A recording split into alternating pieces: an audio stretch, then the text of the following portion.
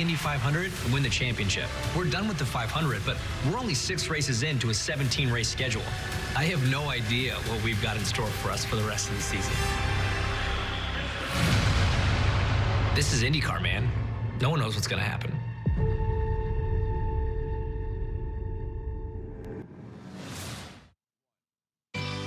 Watch a new episode of The Rising this Monday at 8/7 Central. Now at 10, former President Donald Trump indicted on 7 federal counts in connection with the classified documents case. Details of the charges, what it all means, and what's next. Plus, BMX star and X Games medalist Pat Casey dies attempting a motocross stunt here in Southern California, remembering the husband, father, and leader in the action sports world. And Jorn Vandersloot, the prime suspect in the disappearance of Natalie Holloway 18 years ago in Aruba, arrives in the United States to face extortion charges. Now on the news at 10.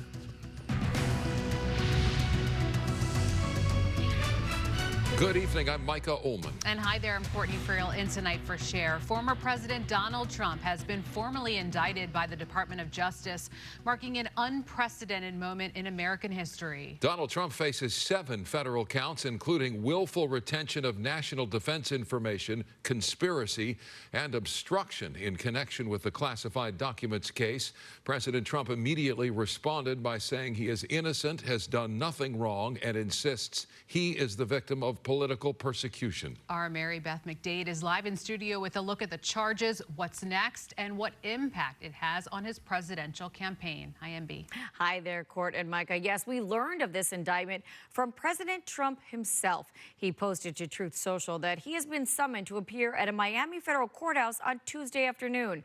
Now, this marks the first time a former president has been indicted at a federal level.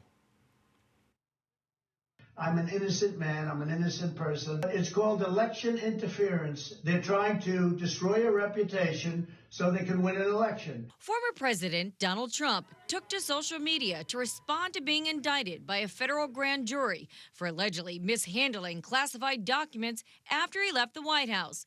The FBI allegedly found some of those documents during a raid at Mar-a-Lago last summer.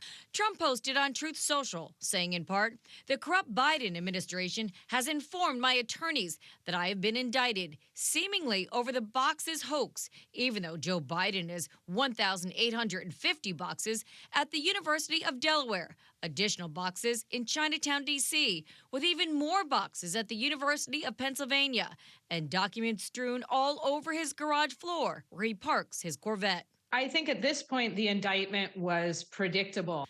Political experts say they're not surprised to hear reports that Trump may be facing 7 counts, including conspiracy and obstruction. If we're right about the charges, they do carry prison time with them. That, of course, there's a long line between an indictment, a conviction, and then a sentencing. She says the indictment will not prevent him, though, from continuing to run for president. Politically, I do not think that this will hurt the former president with his base. If anything, it might help him. And let's remember that legally, he could be convicted and he could serve time while he's serving as president. And if he does get elected, she says he could possibly pardon himself. We've never seen anything like that before, but a self-pardon could be on the table. As for election interference, this was President Joe Biden's response to that question earlier today before news of the indictment broke. Because you notice, I have never once, not one single time, suggested to the Justice Department what they should do or not do relative to bringing a charge or not bringing a charge. I'm honest. The federal probe into President Joe Biden's handling of classified documents is still ongoing, while former Vice President Mike Pence's has reached a conclusion with no charges being filed. Micah? Mary Beth, thank you. On another legal front, Donald Trump's lawyers are seeking to reduce the award a jury handed E. Jean Carroll after finding she had been defamed and sexually abused by Trump. That jury awarded her $5 million. Trump's lawyers argued it should be reduced to less than $1 million. Trump may face a second defamation trial. Carroll says Trump defamed her again during a televised town hall the day after the jury's ruling. In a surprise ruling that is being celebrated by voting rights activists, the Supreme Court second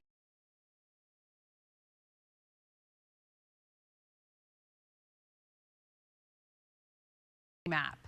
The court ordered state lawmakers to